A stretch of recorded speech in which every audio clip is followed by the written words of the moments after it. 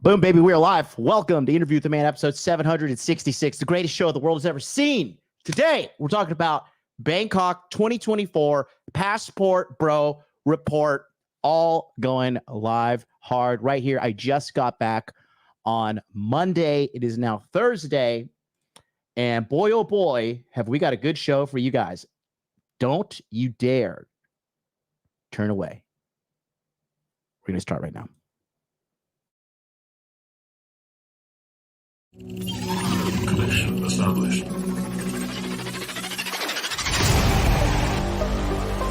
Make money, make muscles, learn game, hold frame. It starts with learning dating, and then you move on to something else to push humanity forward. That is the philosophy of modern life dating.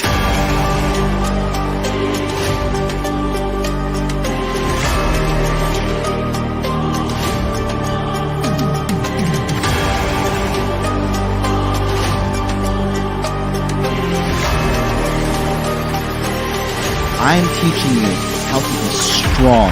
I am teaching you how to be powerful. So when bad things happen to you, you don't quit.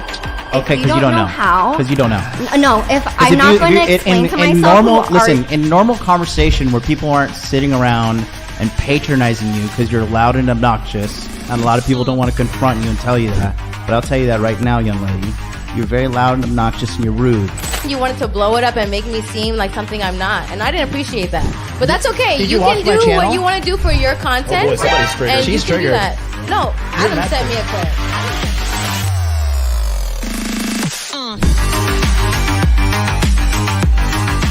You should want a woman that you can build with. She can build me a sandwich. It's common sense in every other country in the god world, but here you gotta get out a god Venn diagram and be like, hey, don't post half-naked photos of yourself because you're gonna attract predators.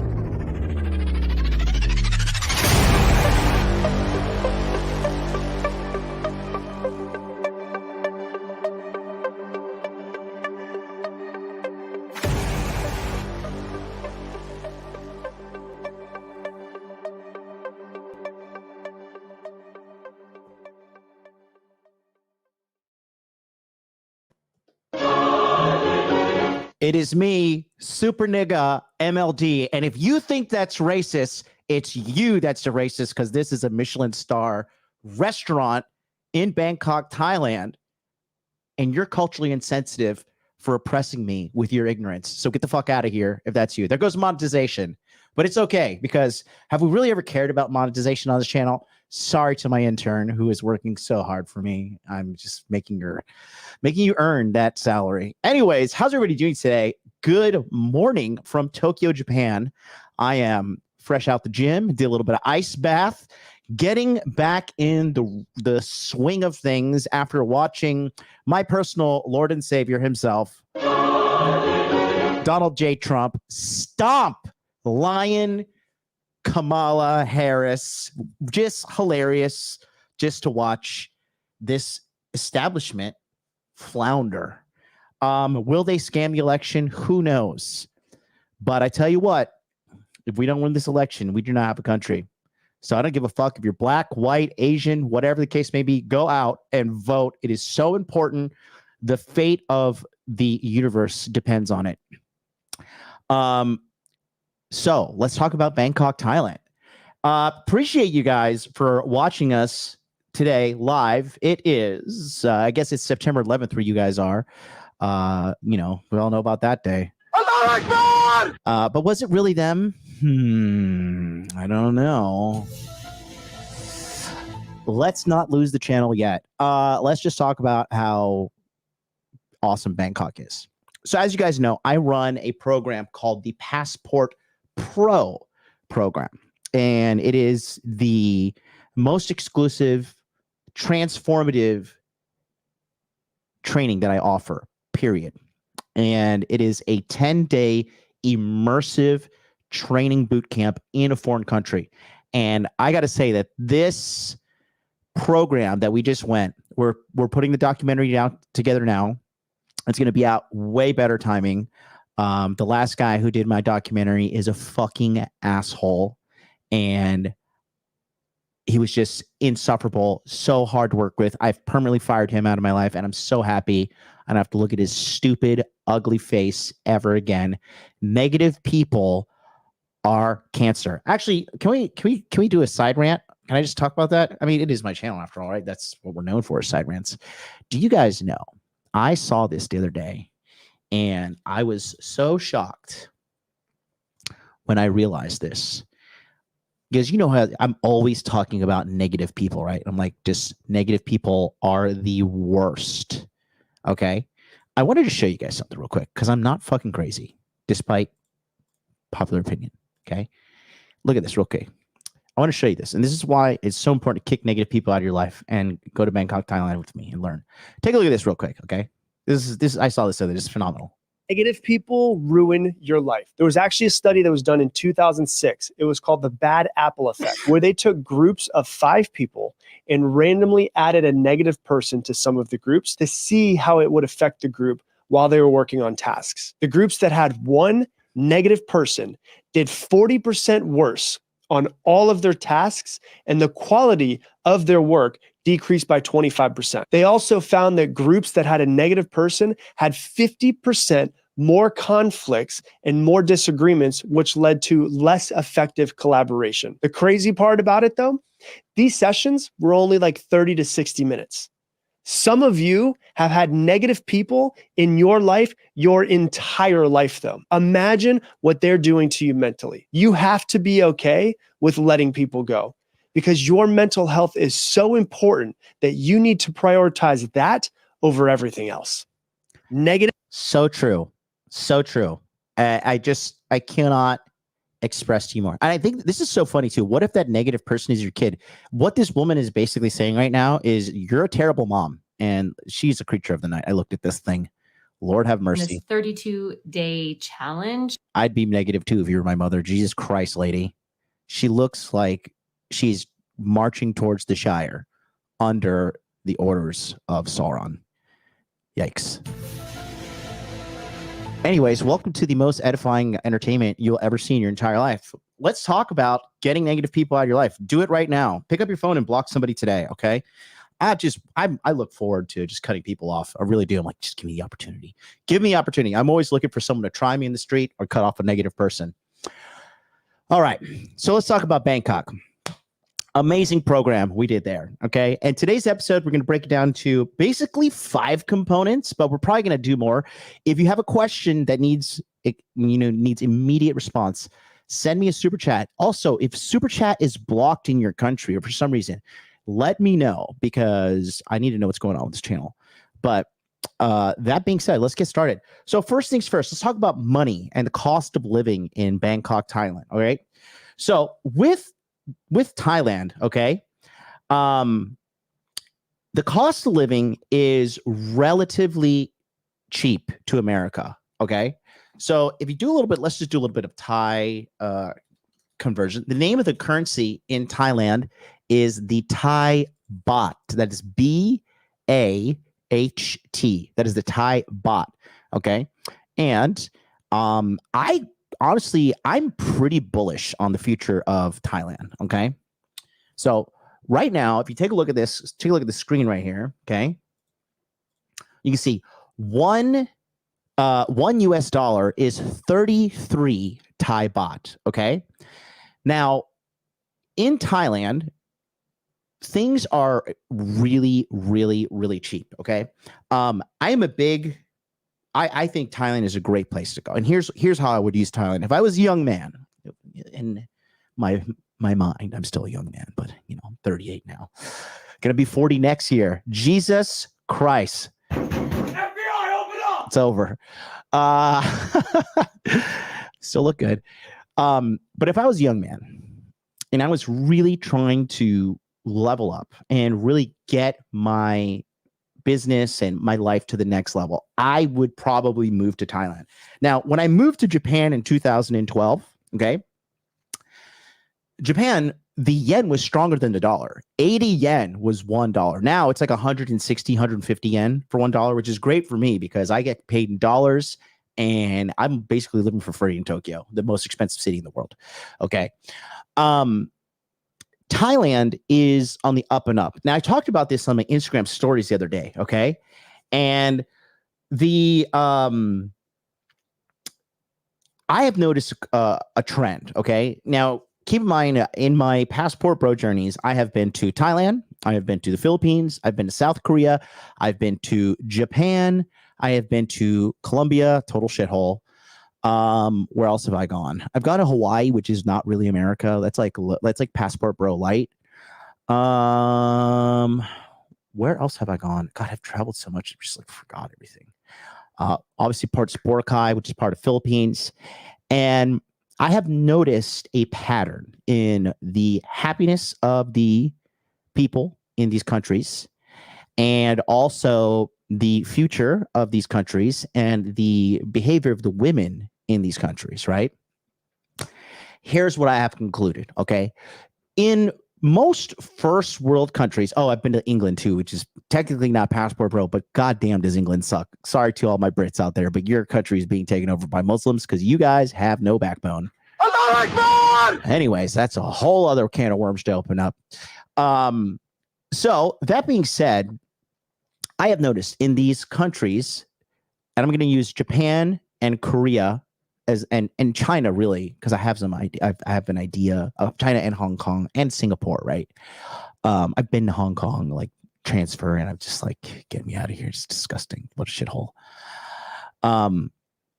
In these economies that are in late stage capitalism, right? The populations are stretched so thin because the governments are overspending. Because governments, if you guys know anything about like how governments work, they just grow and grow and grow and grow like a cancer, like a parasite, destroying the host. And the host are the citizens who pay taxes, right? When you go to these first world countries, I have noticed a couple things. One, because capitalism is pretty much taken over, men and women are competing with each other, right? They're competing each other with jobs. They're competing each other for resources. It is a far more combative environment between men and women, right? Because both parties are stretched thin. Japan is finished, and so is Korea, because their population is below replacement rate. So Japan and Korea are inevitably not going to exist to the degree that they exist right now. They're not having kids, and the reason they're not having kids is because of toxic work culture. And the reason they have a toxic work culture is because they have to keep on working harder and harder in these countries, while paying the youth less and less money. And when you forsake the youth in your nation, forget it. You're done. You're done. Old people need to do what old people do. Go off somewhere and die. No offense to all my old people watching, but that's the truth about life. When I'm old, I'll put a bullet in my mouth. I don't give a fuck. I've done my part. I've saved the world. I've fucking helped lead this masculine renaissance that's happening across the United States and the world. I have done my part. You got to know when your part is up, and you got to play your role. And that's just how the way the world goes, right? These old people are still staying in their jobs. They are hoarding all of the resources. They are not giving the wage and pay needed to the younger youth to help, create a flourishing economy. This is also happening in America when you have fucking people like Nancy Pelosi, who's in her 80s. Bitch, go and die. Okay, get out of fucking your insider trading position in the United States government. Fucking Chuck Schumer. Mitch McConnell, all these old fucking people are ruining the future for the youth. Okay. And I've noticed that in these countries like Korea and Japan, for example, these people are fucking worked to the bone, and they are raging alcoholics. And the reason why they're drinking and alcohol so much is because they are just trying to escape the hell that is their life, the daily hell that is their life. Okay. These people are literally modern day slaves. It's no coincidence that the self-deletion rate in Japan and Korea are very, very high compared to the rest of the world. Okay. And it's just because, I this is going to sound controversial or whatever, but I personally don't have a problem with people self-deleting, because we all have to fucking live in this existential nightmare to some degree. And we all have to just like sit around like, okay, gonna die at any moment. So I think that if you're just like, fuck this shit, I'm out, I'm doing this shit on my own, I respect you. That's just my controversial take on things. But you know, that's an exit these people take, right? So if you look at some of the highest rates of knocking yourself out, it's Korea and Japan are pretty high up there. Okay. And the reason is because like these people just truly believe they're trapped in slavery. Japan and Korea are like low key police states. Like if you get police involved in these countries, like you have to pay a settlement or you go to do time. Right. It's very rare that you're going to get off because these government organizations, they're like parasites and they need to justify their existence. So it's not uncommon in Japan or Korea for people to admit to crimes that they didn't commit because they're just trying to adhere to the law and the system. Right. It's really bad. It's really, really, really bad. Okay. So that being said, these people are pushed to their gills. Korean women are like some of the biggest cunts on the planet, straight up. And they also have like one of I think they have one of the largest, if not the largest feminist presences in Asia, which is a gigantic joke too. If you just look at what feminism is, and feminism is clearly a fucking failure, right? It is a bad thing. Like feminism does not have a good rap. Okay. So, I have noticed that in these countries, Japan and Korea, like it's just, there's a sense of like defeatedness in the air. There's a sense of death. There's a sense of depression. It's like they legitimately know that it's over, right? Because there's no Korean dream. There's no Japanese dream, right? Like you're just a salary man or salary woman and you're slave forever and you die. Thank God for places like America and other countries where like you there's like a shot at like being free and having a great life, especially in America, right? God, America is such a fucking great country, honestly. The only thing bad about America is the women, and they're some of the worst women in the world. But that being said, that's what I've noticed in some of these first world, late capitalism countries. They're just pushed to the brink, pushed to the edge. Okay. Now let's go back to what I like to call developing nations. Okay. In Asia, I think the hot spots right now, okay, and this is you play your cards right, and you go there with like I'm gonna fucking win and conquer mindset. All right. If you just want to go and be a party boy, like, okay, like, this channel's not for you. Like, you go be a fucking degenerate elsewhere. Like, I just don't talk about that. It's not my thing. Like, if you want to be a party boy while working hard to build something to escape and live an above average life, then this channel's for you. Okay. And I know most guys just want to go get fucked up and, think they're the fucking alpha male. But the reality is, if you were the man, you wouldn't be where you were. That's why you're watching me. Right. And that's why you should listen to me. Okay. Because I am the fucking man. I have receipts upon receipts. Okay. So that being said, let's talk about some of the up and coming countries. I want to talk about 3 countries that I think are really good, but then we're going to go into details about Bangkok because it's the freshest off my mind. So top 3 countries I'm thinking right off the top of my head is Bangkok, Thailand, the Philippines, and Vietnam. Vietnam is a massive sleeper. Southeast Asia right now is fire, honestly, quite frankly speaking. Real quick touch on the Vietnamese. Vietnamese people are very hard workers. I like Vietnamese people personally. Vietnam has the lowest obesity rate in the world and also has the lowest divorce rate in the world. Okay. So Vietnamese women are fiercely loyal. Okay. And they've been galvanized after all the shit that we did to them. And they take pride as a Vietnamese who they defeated us in the Vietnam War. Like, we didn't win. We lost big time in the Vietnam War. We came back with heroin addicts, So they have pride in their nation. It's a good time. It's up and coming. Japan, Korea, and China are all moving into Vietnam. There's a lot of steel industry in Vietnam as well as Thailand. And these places are up and coming. Now, they're still developing, but they are phenomenal countries. Okay. Now, with the Philippines, okay, the thing about the Philippines is, right, there's extreme poverty in some areas, but then there's some areas that it's so great. And I'm pretty much in Manila, the only best place is the BGC area.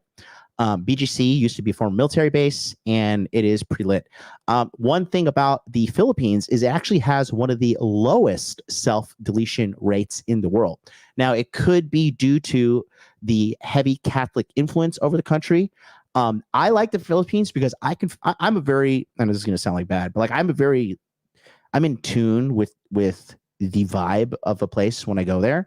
And there is a good spiritual vibe in Philippines. People are happy. Majority of them are committed to Christ. I think it's a great thing, quite frankly. There's a very, very good vibe there. And the people are happy. And the girls are open to being approached and stuff. They're not cunts and stuff like that. Like they're in the States. Like if you try to do cold approach in the States or, other Western first world countries, like women are like, oh my God, oh my God, talk to me. Like, okay, bitch, you can go die alone with your fucking cat, right? That the Haitians are going to eat. Anyways, I digress. Bumble.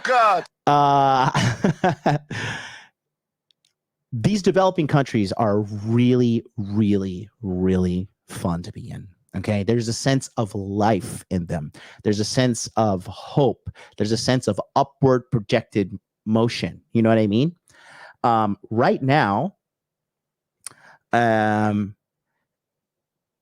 is still pretty lit options in Philippines. The thing about the Philippines is the majority of okay, so let's talk about foreigner ranking real quick, and then I'm going to dial in on Bangkok. But the biggest losers in passport bro community, they all go to the Philippines, right? Philippines is ultra easy mode. It is ultra easy to succeed.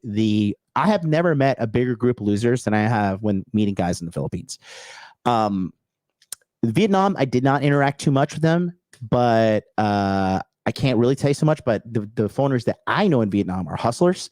And then in regards to Thailand, so Thailand is kind of like segregated into two type of foreigners. A lot of guys that go to Thailand, they do pay for play. Okay.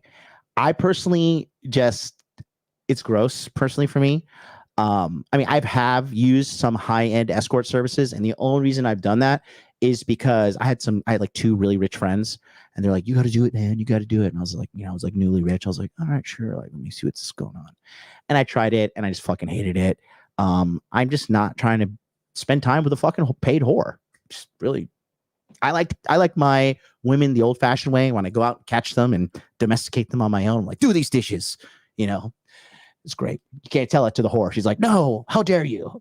I'm a whore. I'm like, oh, all right, get out. That's the great thing about whores. You're like, all right, get out. We're done. With the real girls, like, what about me? My feelings. I like you. I'm like, okay, do these dishes. But I would say it's the foreigners in Thailand who are addicted to whores and pay for play versus non. I would say it's like 90-20, 90-20, or 90-20, Jesus Christ, 90-10, 90% pay for play, 10% out here actually fucking hustling these streets and doing the goddamn thing. Okay. So let's talk about money first, right? Because we all like money, right? Put a 1 in the chat if you like money. Don't forget to hit that like button. The conversion here is, okay. I'm sorry. It's just, I don't know why this is saying it here, but if you look here, $1 is about 30 Thai baht. Okay. So let's talk about a couple things. When you go to Bangkok, you're going to want to download like the Uber of Southeast Asia. This is called Grab, Grab. Okay. Grab can take you everywhere you need to go, as well as deliver food to you. And you can have people go to convenience stores and everything. The one thing that's great about Thai people is like Thai people are all about making money straight up. Thai people, like Every Day I'm Hustling by Rick Ross. That's the theme song of Thai people, right? Money talks out there. There's a sense of life. There's a sense of triumph. There's a sense of like victory. Like we're moving upwards as a culture. There's a liveliness in the air. When I came back to Tokyo and I was walking to the gym on Tuesday, I was like, yo, I'm just so fucking like depressed. Like I just feel the sadness in the air. Like I feel the defeatedness. And when you walk around Japan, right, it's just so many fucking old people. Like Japan is done. It is over for Japan. Okay. And the scarcest resource of all is running out, which is hot young girls. Like, these Japanese people aren't having kids. Okay. Japan is finished. It's over. Okay.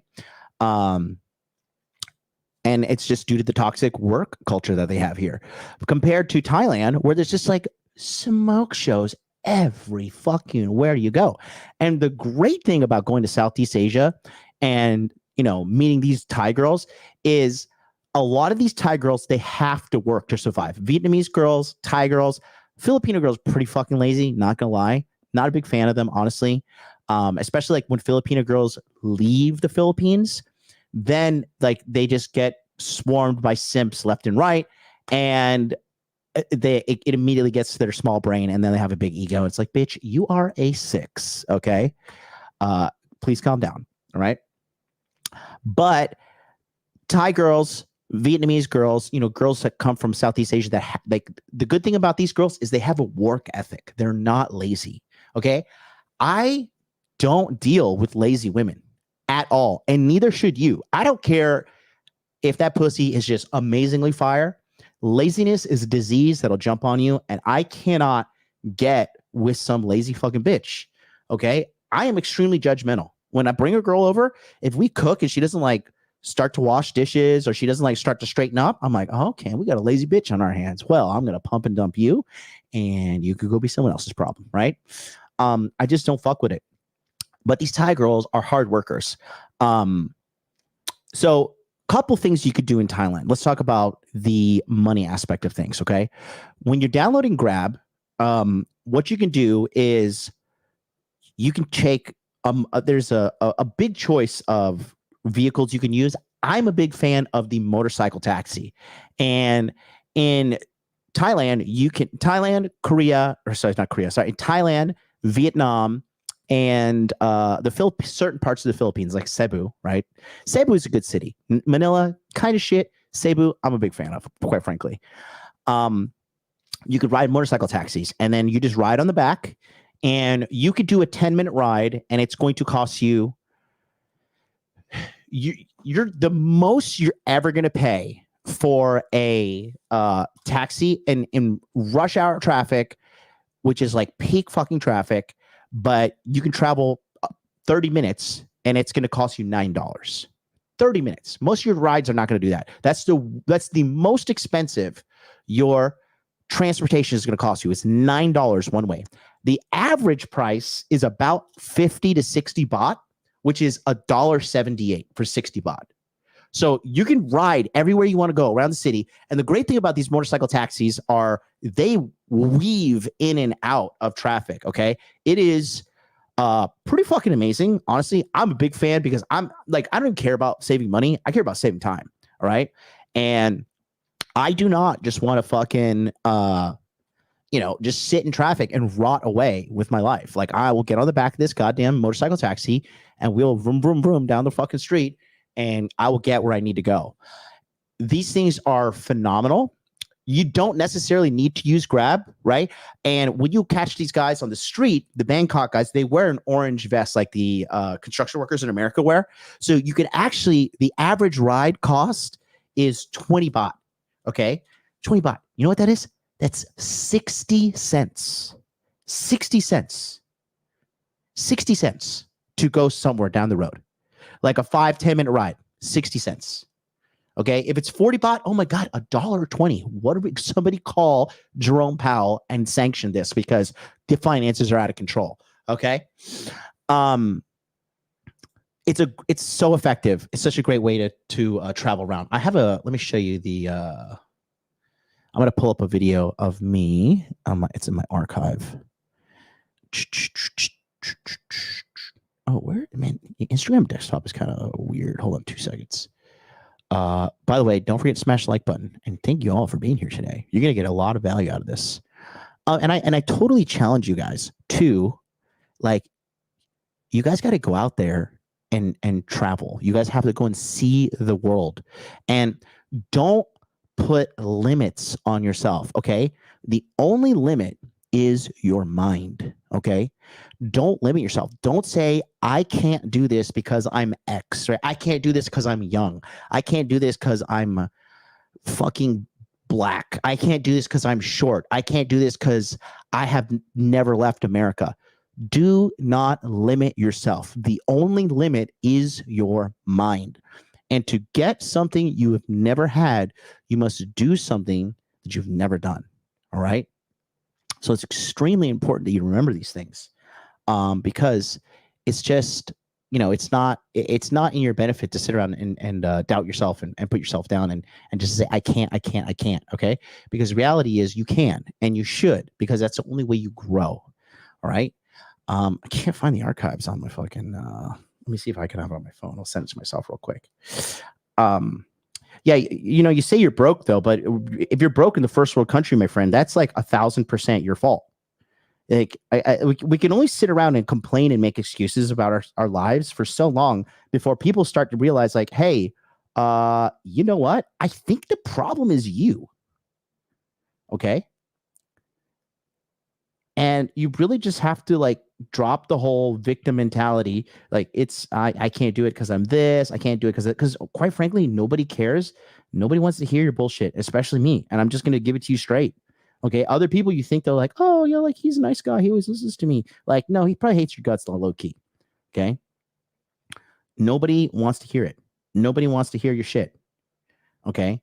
And it's just, there's a million excuses on why you can't do something, but there's also a million excuses why you can.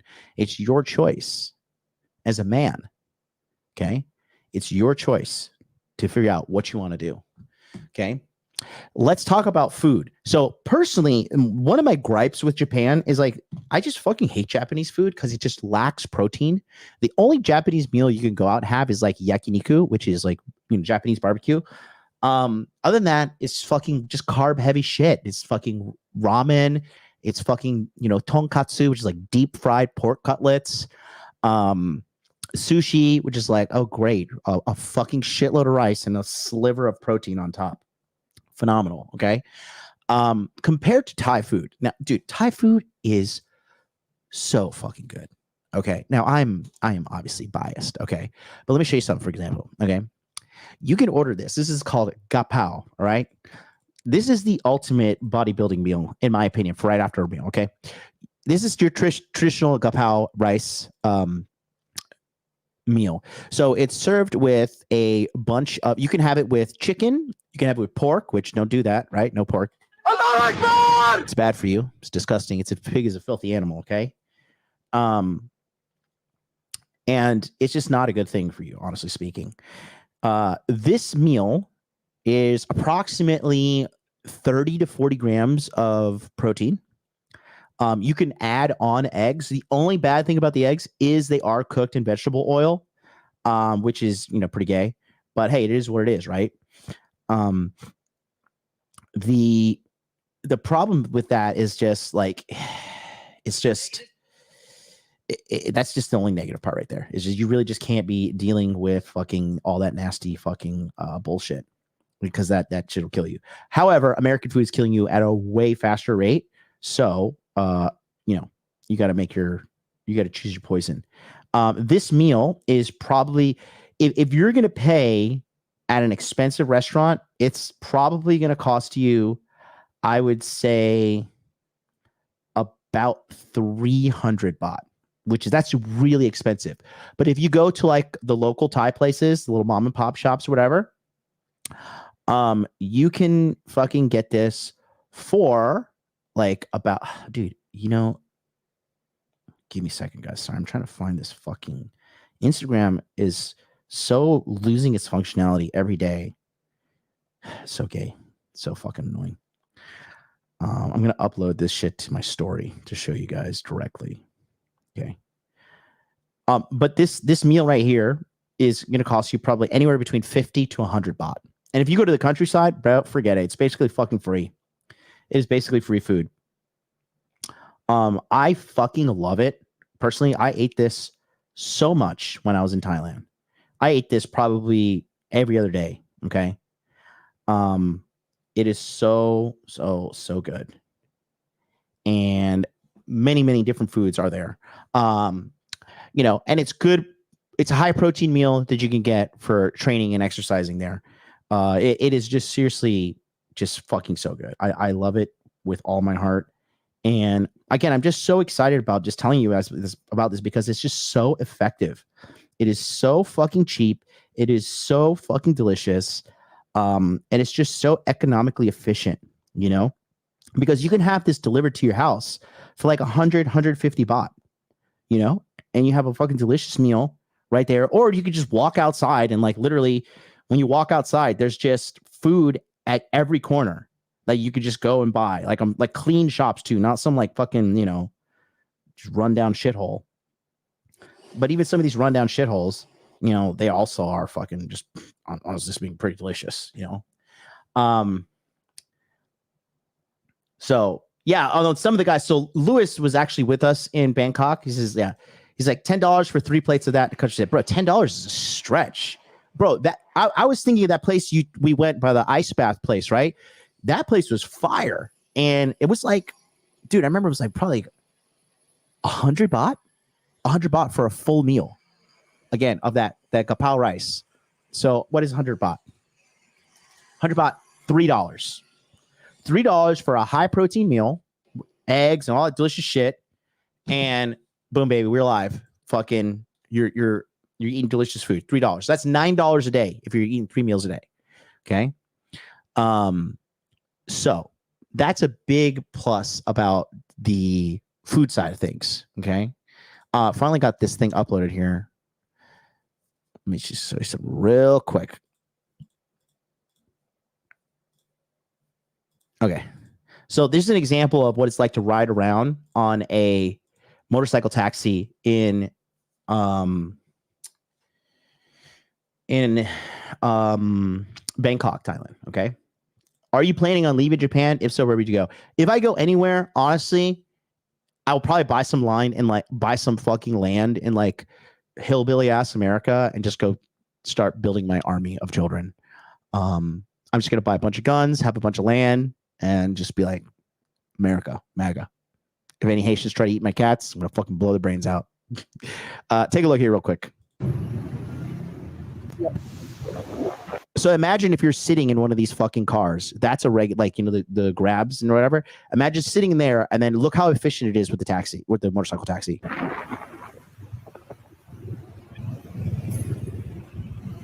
So they cut in and out traffic. It is women riding with people. All you pussies out there like, I don't want to ride without a helmet. Just stay home and be a fucking tax slave for the pedophiles in America. Okay. See these guys? See that this guy here and this guy that just passed. They have orange vest on. That's how you know they're. You can just flag them down, and they're always cheaper than just going through Grab. See this orange vest right here.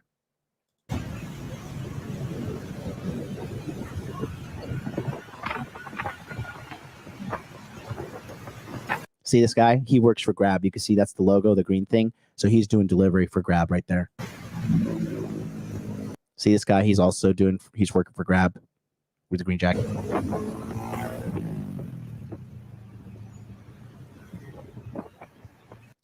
So that's what it's like to ride a motorcycle taxi. Far more efficient, far more, just overall better experience in my opinion, right? Because I'm just a big fan of saving time, not money. So there's that. Now, when you're talking about rent, right? Rent can range based upon where you want to live, okay? But if you're living like big ballin', like I live in big ballin', nice place, you're looking at 50,000 Thai baht, which is about $1,500. But I'm talking you're living in a high rise with a gym, pool, sauna in a nice area. And if these Thai girls come over, they're like, oh, we definitely fucking. Okay, we are fucking tonight. Because, you know, they're not, the majority of them not living in that ballin' ass lifestyle, right? So it can be done for really, really, really, really cheap. All right. If you want to have Western comforts, there are those as well. There's like our unofficial Passport Pro restaurant that we always go to. It's called El Gaucho. And I'll show you. El Gaucho is the menu is a little bit more expensive. It's a little bit more like Western, whatever. But I said, like, you know, you can go to these restaurants and you can just give it a go. If you feel like, if you got a little bit of money, like if you, dude. So let's talk about income. Okay. In Bangkok real quick. Okay. So the average salary for a person annually in Bangkok is approximately 600,000 Thai baht. Okay. That's about, I'll round it up. That's $18,000 a year. And that's in Bangkok. That's not in Thailand. That is in Bangkok, the center of Thailand. Okay. $18,000. Okay. So if you're making money, if you're making like 50, 60, 70, 80,000 or above, right? You could live good. If you're even making like 30, 40,000, it's going to be a good place that you can build yourself up in. Because you have to, the difference between being a passport bro and a passport Joe. Remember, passport Joe is the lowest. Then there's passport bro. And there's passport pro, like me. Okay. You want to aspire to be a passport pro, which is you move abroad in order to build a business or build your career or build yourself up in an environment that is way cheaper, way more efficient, way happier than the misery that is first world late capitalism countries, right? So I'll show you an example of the menu here. Okay. So now this place is a little bit more expensive, not gonna lie. All right. But if you crave Western comforts, okay, this is the menu here. Okay. So you can see, like, for example, if you want to get a bone-in ribeye. Oh no, sorry, these are more expensive. For example, like this is Wagyu from Japan, 2,400 Thai baht. So that's like what? So that's $75 if you want to get yourself a good piece of Wagyu. But they also, the great thing about this place too, they have something called First Tuesday or Super Tuesday or whatever. And the first Tuesday of the month, everything is 50% off. So you can come here and get like a delicious fucking Wagyu steak for, $30, right? And then they have all these great fucking side items and everything. So you can find Western comforts as well. They have cheeseburger places. There's a place called Prime Burger that I went to that was fire. The options are there, but you shouldn't be eating that trash, quite frankly, if you're trying to get ahead, right? I think Thailand is like a really good place to get locked in and get dialed in and knock things out, right? So you can live pretty fucking cheap for Thailand, if you want to get like a regular place in Thailand, you're paying 25,000 baht. And that's like, honestly, that's even that is a little bit more expensive than the average Thai rent. Okay. Actually, I'll show you right now the average rent in Bangkok, right? If you just want to get a regular place, it's, you're looking at paying like 1,200 baht. 12,000 baht, which is like $340 a month. Okay. So it's like, here's an example. This is a good website here. I'll show you. Okay. So here's a good little breakdown. Meal and expensive restaurant, 100 baht, right? And then, so let me reshare this so I'm going to do some side by sides to show you guys like immediate price conversions. Okay. I don't want yen. Yen is shit. United States dollar. Bingo. Okay. So take a look here.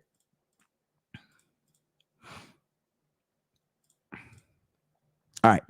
So meal and expensive restaurant, 100 Thai baht, right? $3. Meal for two, mid-range restaurant, 3-course meal, 850 baht. So let's go. What is 850 baht? You're taking a girl, nice fucking 3-course menu, no tip needed, $25. Lit. Okay. Meal at McDonald's. We're not gonna do that because you shouldn't be eating McDonald's, you nasty fucking peasants. Okay. Bottled water, 10 baht. So you get out here drinking bottled water like a boss. 10 baht, 30 cents for a bottle of water. Big ballin'. Okay. Again, transportation. There's also the BTS. Is that what it's called? BTS? I'm pretty sure it's called BTS. I didn't use it too much. I'm a big fan of motorcycle taxis, honestly. But the good thing about the BTS is it cuts right through traffic because it's the fucking train. It's the main train system. So a one-way ticket, 40 baht, right? 40 baht. Let's go. What is 40 baht? $1 to go one way. So if you have $2, you can make a round trip. Big ballin', okay? Basic electricity, heating, cooling, water, and garbage for 85 square meter. This is a pretty big apartment. So it's 3,000 Thai baht for your month. Your utilities are, oh, look at that, $88 for the year, okay? Or for the month, rather. So you can see, like I said, it's just phenomenal. Actually, I'll put this in the chat for you guys. Okay.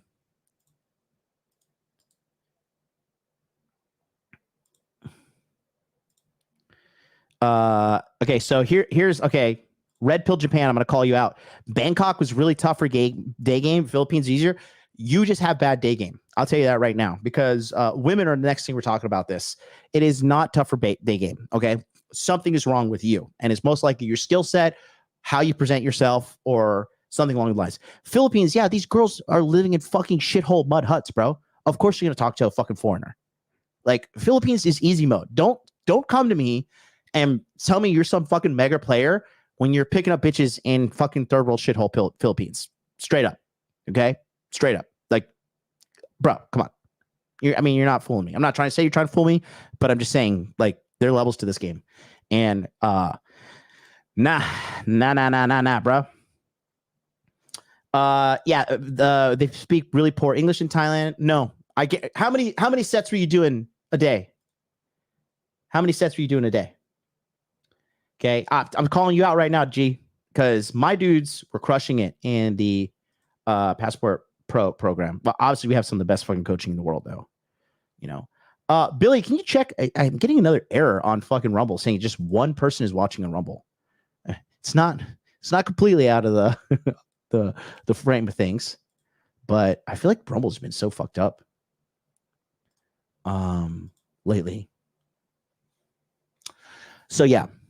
And if you want to go to one of the greatest restaurants ever, Supanniga, right here. If you want to eat at a Michelin star restaurant, Supanniga, the Michelin star restaurant in Tongaloho. Okay.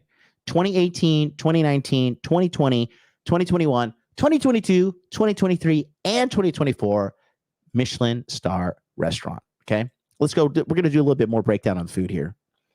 Okay. So,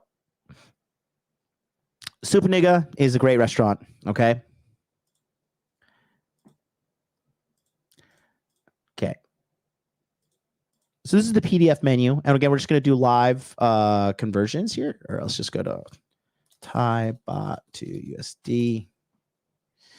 Okay. So, and this is a pricier menu, okay? This is a pricier menu, all right?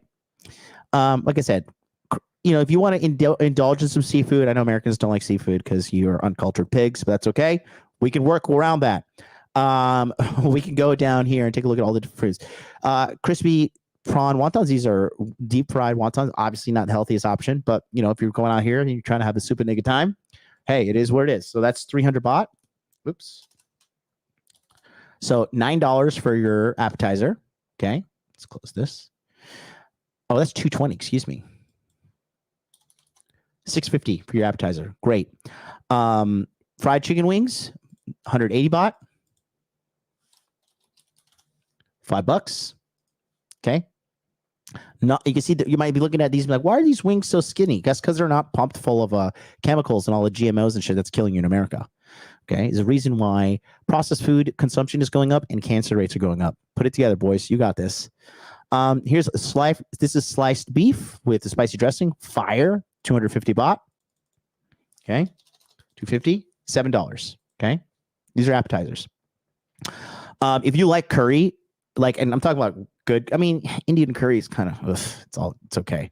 But Thai curry, in my opinion, is the fucking best in the world.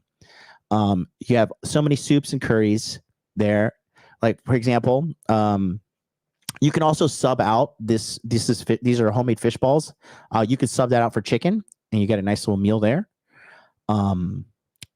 They have, if you're vegan, I don't know why you're watching me, but they have a bunch of vegan options too. But you can see here, it's a very intricate menu. And this is a Michelin star restaurant. I had the Isan steak and beef. This was fire, 390 baht. So what is that? Oh my God, I'm breaking the bank having a steak lunch for $11.54. Okay. And this is Michelin star. These are Michelin star prices. You can go to regular Thai restaurants and pay probably 25% of all this. Green curry, vegetables, and mushroom. Looks good. Larb and mushroom, fire. Pad Thai is great. This stuff is so good too. Right here, bulloy. Oh my God. This is taro and pumpkin balls in sweetened coconut milk. This is served warm. This is amazing dessert. It is super fucking amazing. $3. Okay. So you out here, you can be like, hey, Thai bitch, let's go out. We're going to Super Nigga, a fucking Thai Michelin star restaurant. And she's gonna be like, Super Nigga, let's go. I'm ready to go to Super Nigga. Okay. It's phenomenal. $7. This is crazy expensive for fucking Thai mango sticky rice. You could get this on the side of the road. Phenomenal. So this is like the most classic Thai dessert. And it is sticky rice with mango, and it's hot coconut milk poured on top of it, and it is so good. It is extremely high calorie, but if you play your cards right, you can squeeze it in and be all within your macros. Okay, so it's great. It is super great. Let me go back to this. Where's Red Pill Japan? Is he gave up? He doesn't want to fight anymore. I win once again. Oh, the WoW is not programmed. So yeah, fire. Next thing we're going to talk about is the women in Thailand. My favorite thing to talk about. But before we get going, don't forget that I have a monthly coaching program that we are running, and you really want to come and check it out. Hey guys, thanks so much for watching today's episode. We're going to get right back to that, but I want to tell you about a new coaching program that I have called the Money Muscles Game Monthly. What this is a coaching program dedicated to helping you get your dating and money right as soon as possible. If you want more women in your life and you want more money in your life, this is the coaching program for you. It's a very simple program. On the second and fourth Sunday of every month, we start a live group coaching session on Zoom at 9 p.m. Eastern Standard Time. This allows you to network with other men on the same journey of self-improvement as you. It provides access to millionaire mindset training from me and a group that will keep you accountable throughout the year. If you're having trouble with your dating life, girls are flaking, you're not getting matches on apps, you're not being able to keep girls around, I can help you with that. If you're not happy with your job, you're not happy with your career, you're not happy with the promotions you're getting or the direction of your skill set in general when it comes to money, I can help you. I have taken myself from poverty to the upper echelons of financial success. I can do the same thing for you. In addition to that, you get access to a Telegram chat, so you have direct access to all members, and you guys can kind of keep tabs on what's happening in regards to advancing yourself in dating and also advancing yourself in financial aspects of life. The Telegram chat is going to be highly moderated, so there's not going to be a lot of nonsense being put in there, spam, complaining, none of that. We don't have time for that, okay? Especially if you want to get to the top levels of success. We have no time for complainers, okay? So the chat is going to be highly moderated, okay? And then finally, I want to let you know that this is limited to only 100 people. After 100 people, the group will be closed and there's going to be no more room for access, okay? So this is only $150 a month, and you can sign up by going to modernlifedating.com/monthly. This sold out last year at 150 members, so we're actually reducing it because I just can't give myself away to people so much. I'm getting busier, but if you want this premium access to me, go to modernlifedating.com/monthly. Sign up today. You're going to get an email sending you the Telegram link to join, and then the Zoom links will be sent out through Telegram, so everybody is alerted in a timely manner. Thanks so much, and let's get back to today's video. Be a super nigga like me. Join monthly coaching, and I'll change your life, because that's what I've been doing consistently. Shout out to my guys in the monthly coaching, by the way, because I got to say that the guys in my monthly coaching, when I took that hiatus at the beginning of the year, I basically stopped streaming from January to June. I expected the drop off rate in my monthly coaching to catapult downwards, quite frankly. And I was wrong. These guys are the realest of the real G's. And these guys are smart enough to know that, guess what? If you want life-changing advice and life-changing coaching, it's not going to happen in 30 days. These guys are sticking with me. Okay, one of our top guys made $500,000 in December with his business, thanks to my coaching. So you're welcome. But yeah, I'm sure you jumping from program to program and chasing thing to thing, I think that's going to work out well. Let me know how that's working out for you, right? How is that working out for you? Join monthly coaching. Go to modernlifedating.com/coaching. Link is in the description box below. And guess what? I'm going to continue giving you a couple more hours of free content because that's what I do. Let's talk about the women, okay? She belongs to the streets. Just joking. I personally, okay, so I've been living in Japan off and on since 2012, right? I have pretty much mastered dating Japanese women and seducing them, and I'm almost bored to a degree. The thing about Japanese girls, all right, let me talk about Japanese girls, okay? Japanese people and Japanese girls in general, for the most part, pretty much NPCs. They are a very obedient culture, okay? And the government tells them to do something, they do it. The government told them to take the vax, and all these fucking idiots just lined up and took it, right? When I meet a Japanese girl who didn't take the vax, I'm like, oh, baby girl, you are fine because you're not a dummy. Rare thing to have. But a lot of Japanese girls, they're pretty much the same across the board. They pretty much say the same shit. They're pretty much like uniform in a lot of the things they do. The thing I like about Thai girls got personality, bro. Okay? Thai girls have mad personality. Mad personality. Dab isn't that just, bro, people go abroad because they ain't got game back home, so they deserve an easy way in. No, dog. No. Do you have a passport, you fucking hillbilly? Okay, no. Come to Japan and let me see you throw down some game, dog. I would love to see you get blown out. Go to Korea, go to Japan. Right? Let me see how it goes. I mean, this guy was just talking in the chat. He's getting blown out in Thailand. And hey, guess what? It being real G's is scarce. We're dying breed, bro. But I assure you, it's not just easy mode. I mean, if you want to go to like the village whore, I mean, they're in every fucking city, right? We talk about that in the Passport Bro course, but how there's like certain girls that are just out here and they're just jumping from foreigner dick to foreigner dick, right? That's not really what I'm talking about over here. I'm talking about how to scoop high quality babes and how to really knock this out the park. So the good thing about Thai girls is I like Thai girls because they have personality, right? And look, I'm a boob guy, okay? And you have to understand, boobs, a big part of breasts is genetics, right? There's two types of tissue that make up breast. One side is like a fibrous kind of tissue. That's my favorite kind of titty. Those are the ones when you touch them, they're real supple. They're really like when you push in, they push back out, versus girls who have like fat-based titties. I'm not a big fan of fat-based titties, honestly. You know what fat-based titties, when you squeeze it squeezes easier. They collapse under your finger pressure a lot easier. They droop more. The areola is kind of, it's not my thing. I'm a big fan of the fibrous titties, okay? Look it up. I am a tittyologist, okay?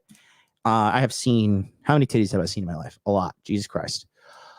I mean, more than 300 pair, bare minimum, right? And as a breast connoisseur, I will tell you, Thai women have great curves and great breasts, okay? They have good bodies. And they eat healthy Thai food all the time. So they're not these fucking fat pigs, and that, again, going back to the Philippines, like, for you guys saying like Philippines is the shit, bro. Don't get me wrong. I love my Filipino people. God bless you. You guys are great. I like your country. Filipino food is fucking disgusting. Okay. It is disgusting. It's deep fried. It's nasty. I don't want to fucking eat Jollibee. I don't want to eat adobo chicken. I don't want to eat any of your fucking crappy Filipino food. Okay. It's nasty. A lot of the food is fried and fat, and that's why there's a lot of fucking fat chicks in the Philippines too, right? They all have that kind of like lower fat area that carry like kind of, talk about when like the fat carries at the bottom. Not my thing, okay? However, I will say that with Thai girls, they have hot bodies and the food is super clean over there. So it's big difference. Thai girls are funny, bro. Thai girls have personality. They like to make jokes. You know, it is, if you have personality and you're a funny guy like me and you're good looking like me, you're going to have no problem anywhere in the world, quite frankly. But in Thailand, you're going to have okay time if you have the balls to talk to them. Because I know a lot of guys, so many of you guys out there, there's a lot of guys who are so focused on your looks and your looks only. Okay. And the reason you're focused on your looks is because you're a fucking pussy and you're thinking like a woman. You think looks are the only thing that matter. And I got to sit here like a fucking wallflower. And then hopefully the women choose me. And you know, you're acting like a fucking faggot, quite frankly, a bitch made faggot. You got to go and talk to girls. And you have to have balls of steel because you're going to get blown out. Statistically speaking, that's just how fucking pickup works. You're going to get blown out. But the better looking you are, the more socially calibrated you are, like you just start pulling like nothing. Okay. But it takes time. It takes training. You're not going to figure it out on your own. I assure you, you're not going to figure it out on your own. Okay. So they are cool. They're hard workers. When I got lucky last time I went to Thailand, this time I really didn't meet a really cool Thai girl. I'm trying to think like the coolest Thai girl I met. I met a fucking gorgeous Thai girl in the club. Let me add some notes here. Guys, I'm just going to tell you, I have so much to talk about and I really didn't plan this out in a linear fashion to a degree. I just have like my little notes here, but I'm going to let you know, I have a smorgasbord of information. So I'm just going to vomit it out in the way that I know best. Okay. So do me a favor, smash the like button on YouTube and smash the like button on Rumble. And shout out to the people. We got a bunch of people watching me on X. Shout out to you guys as well. Okay. Let's go ahead and dive into this. So as you guys know, I always talk about this too, right? When it comes to the women, okay, so I went to Thailand last year in August, right? And I met a really cute fitness girl. She was a dark-skinned Thai girl. I'm a big fan of light-skinned Asian women, quite frankly. I'm like a racist old fucking Asian man. I just like them, like the really white-skinned girls. I just think it's so hot when I see my cappuccino skin on theirs. But I'm a big fan. However, I met this dark-skinned, like medium brown-skinned girl, and she called herself B. I'm not going to say her real name. She worked at a weed shop, right? And so for our first date, she's like, yeah, I matched with her on Bumble. I was like, yo, what's up? I'm going to be here 3 weeks. I think you're cool, you know, whatever. So she was like, hey, I'm up here rolling joints because this is my job. So because weed is legal in Thailand at the dispensaries. So she's like, can you come up here? I was like, sure. So I didn't know how far away she was. So I called a motorcycle taxi and I had to ride a motorcycle taxi 30 fucking minutes on the highway. So I'm like holding on for dear life, like bugs and fucking all this fucking shit is flying in my face, flying in my eyes, flying in my mouth. I show up there with a mouthful of mosquitoes. I'm like, hey, I'm here for you. But anyways, long story short, I met her on the first date with Thai girls. Okay, here's the thing. Here's the secret code for all you losers and perverts who have no game and you're so desperate for pussy that you make all of us look bad. Don't invite a Thai girl directly to your place on the first date. Every fucking foreigner does this, and it's pathetic. It's pathetic. Okay? They're not dirty whores like American chicks who just like invite you over to get fucking chlamydia on the first date. Okay? These girls are a little bit more on the traditional side. Okay? So I rode a fucking taxi up to fucking Boone fucking nowhere. And it was cool. We hung out. There was nothing sexual about the day. I just talked to her. And I liked the fact that she was a hard worker. I liked the fact that she was cool. And I liked the fact that she had personality. And she was also a fitness girl. So she had a dunk on that ass. Okay. I'm not really an ass man. I'm a breast man, but she also had great boobs too. She had like a good 34C. And I'm a big fan of girls that are hard workers. And I hung out with her. And, you know, I don't know what it is about me, but like women just always open up about their lives to me. I guess they feel a sense of comfort, a sense of safety, or whatever the case may be, but they always open up about just like their traumas and shit to me. I guess I'm pretty non-judgmental, and I come from like a pretty fucking traumatic background myself, so I guess they can like feel like, oh, he's been traumatized too. He can understand. I don't know, but they always open up to me. So we're talking, and I'm on my business. I'm doing the Passport Bro course promotion with David Bond, and she's mad cool. So I just told her like, I'm here on business. I'm rocking my shit. I got to do this things. Like, I'm a businessman. I'm not one of these fucking Thai losers. The one problem that I did make, though, I stayed in Asoke, Asoke, which is near like Terminal 21. And this is like the fucking red light district. So I'm staying in this district. So I look like a fucking pervert. So she's like coming over. She's like, what's going on? I'm like, why is this? And Thai girls are really smart. So I had already been in the Philippines for 3 weeks at that point, and I'm on TRT. So I realized I started to notice like 3 weeks no testosterone shop, I was starting to feel like low-key a little depressed because your hormones fuck with your head. So I went to a clinic, which we'll be talking about here a little bit as well, in Thailand. And I was like, hey, look, I have TRT, whatever, and I need some fucking testosterone. I need fast-acting shit. And they're like, yeah, no problem. So they gave me a bunch of preloaded needles I don't like that, but they gave me a bunch of preloaded ones to microdose every day. I put them in my bathroom. And when I brought B over, the Thai girls are smart. So when you first bring a Thai girl over, you need to hide all your valuables just in case she's a shyster. Okay.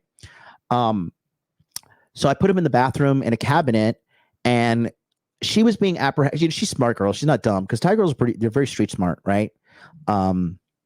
So she was like, talking to me or whatever, and she's like, yeah, I'm gonna use the bathroom. I was like, sure, go ahead, whatever, do you think?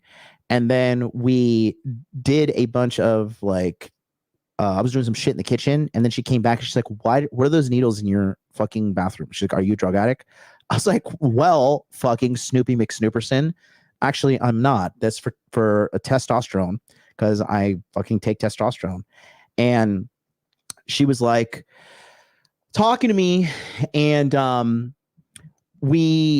just pulled out my medical paperwork. I was like, here, because in Thailand, they're so efficient with everything they do. They will give you testosterone, they'll give you what you need to take home, and they'll give you a doctor's letter from an official Thai doctor with a stamp saying, hey, he has hypogonadism. This is his fucking testosterone. He's legally okay to carry this into your country, and it's internationally accepted. Wherever you go, as long as, because you have a doctor's paperwork with you, right? Little side note, I just went to Thailand recently, and I didn't know, because I went to this testosterone clinic, and then they charge you an arm and leg, because they're just, they fucking extort you, because you will get extorted in Thailand if you don't play your cards right.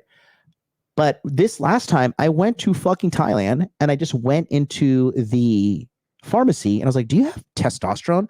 The guy pulls out pharmaceutical grade Bayer. This is fucking German pharmaceutical quality testosterone. And one ampule is 250 milligrams. And if you take 250 milligrams a week, that's like a fucking low-key steroid cycle, or like a low-key, like, get bulk cycle.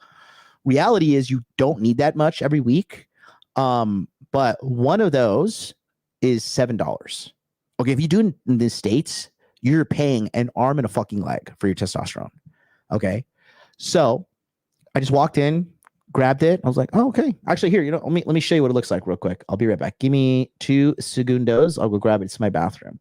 And importing this into Japan is completely legal as well. So it's completely legal. No illegalness at all. Be right back. Time to get paid, blow. Time to get paid. Time to get paid, blow up like I'm blowing up like you thought I would. I'm blowing up like you thought I would. And if you don't know, I'm blowing up like you thought I would. I'm blowing up like you thought I would. And if you don't know, I'm blowing up like you thought I would. I'm blowing up like you thought I would. And if you don't know, I'm blowing up like you thought I would. I'm blowing up like you thought I would. And if you don't know, I'm blowing up like you thought I would. I'm blowing up like you thought I would. And if you don't know, I'm blowing up like you thought I would. I'm blowing up like you thought I would. And if you don't know, I'm blowing up like you thought.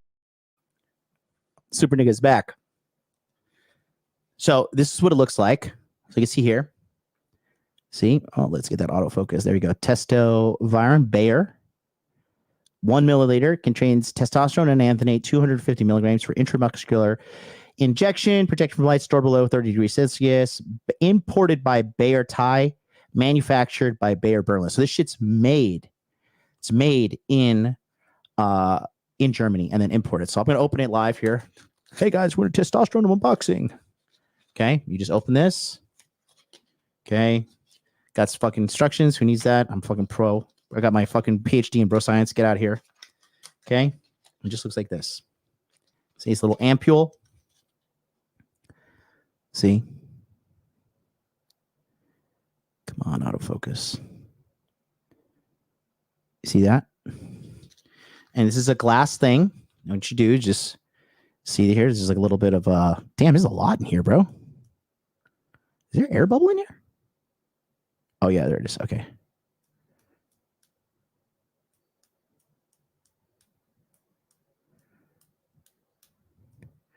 And then so you just like a little blue dot right here, and you just snap that off. It's glass. Be careful, you cut your hand open and die.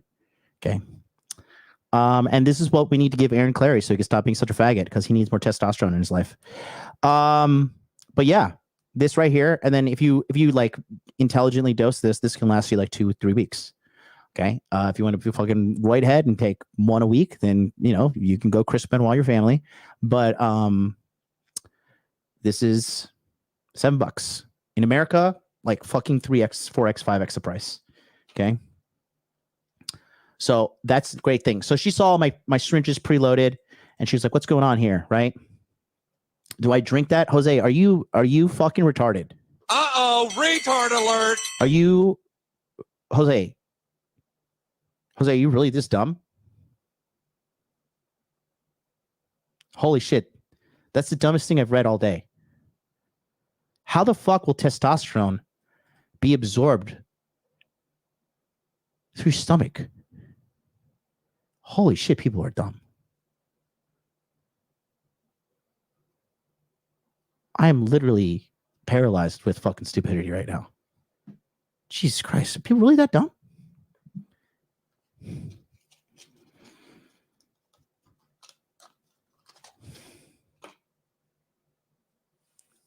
No, you don't put it up your butt either. It's called intramuscular injections. Okay, I guess the porn you watch involves a lot of butt stuff. But no, you don't put it up your butt. See, you snap that off.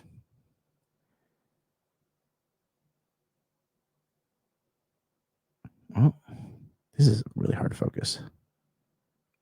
Come on. Don't focus on me. Focus on this. Anyways, be honest. Does it shrink certain part of your body? Yes, shrinks your nuts. Absolutely does. Why would I lie about that? What? Are you new here? I don't fucking lie about anything on this fucking channel. Yes, shrinks your nuts up. Shrinks your nuts. Okay.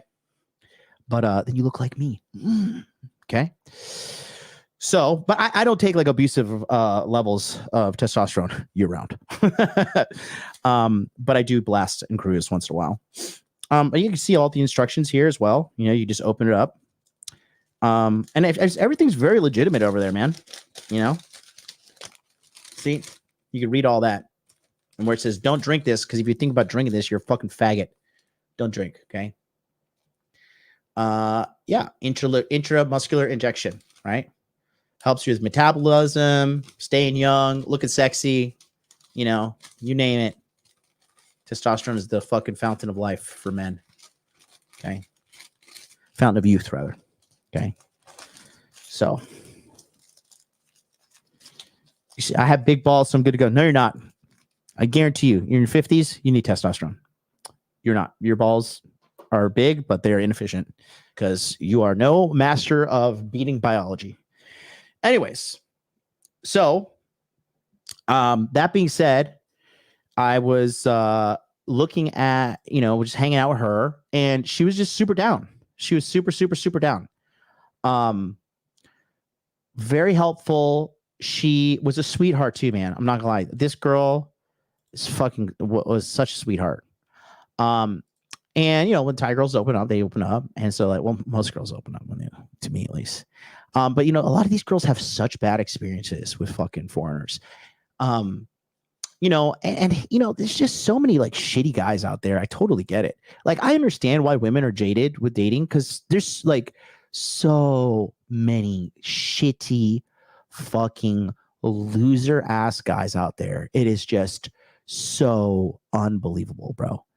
The amount of fucking shitty men out there. Like, I understand. I really have empathy for women, because I have seen it. Like, because one thing I like to do when I meet girls, if they'll let me, I'm like, can I see your Tinder matches? Can I see what these fucking guys are saying? And to this day, I've never, and I have asked this with like hundreds of girls. Okay. To this day, I have never seen a guy with text game. I was like, damn, this guy's got it going on. This guy's fucking pimp. Like, for the most part, women are just like putting up with a lot of men's fucking garbage. And like I said, I have empathy for these girls. So she was telling me about, she was dating some fucking military guy. Military guys are some of the worst pieces of shit on the planet. No offense, if you serve our country, great. But if you're a shitty guy and you treat women like shit, like and it's not even trying to simp for women, like you're a fucking faggot. And I don't care how many fucking terrorists you killed for our country. If you're doing that shit, you're a fucking dickhead. Okay. And she was telling me this guy was married, and he played it up like he was single, and then he was over there and like, lying to her and shit. And then like, she told me like he got angry with her one time and he started fucking hitting her.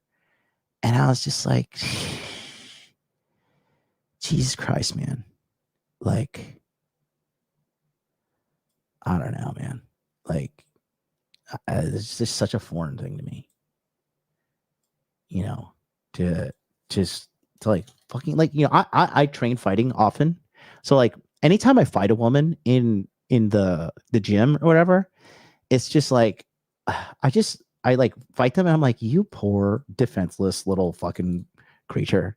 Like, I just want to take you home and take care of you. Cause I feel bad for them when I'm like sparring these girls. It's just, it like, I don't know. I can't believe that these guys even do that shit, honestly speaking. It really just blows my mind. So they're really smart. They're good. And, if they come from experiencing bad relationships and stuff like that. So they're like, they're smart at fucking sizing guys up. So that's why I think she did her little pass through my place. And she, found what she found. She was like, hey, what is this? Are you a drug addict? I was like, well, no, I'm not. No, I'm not. Okay. So take off your clothes. With her, the sex is good. She was really cool. And like, the good thing about Thai girls too is like, they're very, if you have a hardworking, nice Thai girl, who's like has good domestication skills, then she's a good girl. And that's going to be something that's going to be an addition to your life, compared to like, there are just lazy bitches out there, lazy bitches around the world, really. But if you know how to be a strong masculine leader, then Thai girls can be a good things. Okay. They can be a good thing. Excuse me. Okay. So, Thai girls like sex, and if Thai girl really likes you, she will fucking fight for you, like legitimately. I like Thai girls will fight in the street over a man, which is hot. Okay. They will, constantly be defending their man, and like they're loyal. They're down, they're down. So that's a good thing. I'm a big fan of Thai girls. Thai girls, like the light skinned Thai girls too, are so beautiful. Because I think they're mixed with like some Chinese or something in them. But oh my god, these light skinned Thai girls are fucking fine, bro. They're fucking fine. Now I'm gonna talk a little bit about higher level shit now. So obviously, it is what it is. I'm a multimillionaire. Deal with it. So like in Tokyo, I'm rich, but if you got it going on like me and you go to Bangkok, bro, you are mega rich. So one thing I'll notice this, right? I will actually, let me show you. So my profile in my dating apps in Bangkok is pretty legitimately good. And I'm going to actually show you the assortment of photos that I used in Bangkok, and I'm going to tell you about a specific problem I ran into. Okay. Now it could be that I was throttled on the apps because of, they have me through my Apple ID. I had an Android phone, but I got drunk and lost it. So there's that. But I'll show you my, the photos I was using for my dating apps, and you can be the judge. Thank God I didn't open this fucking on. My phone is fucking. Here we go. Okay, there's one. There's two. And there's three. Okay. So I use these photos on the dating apps.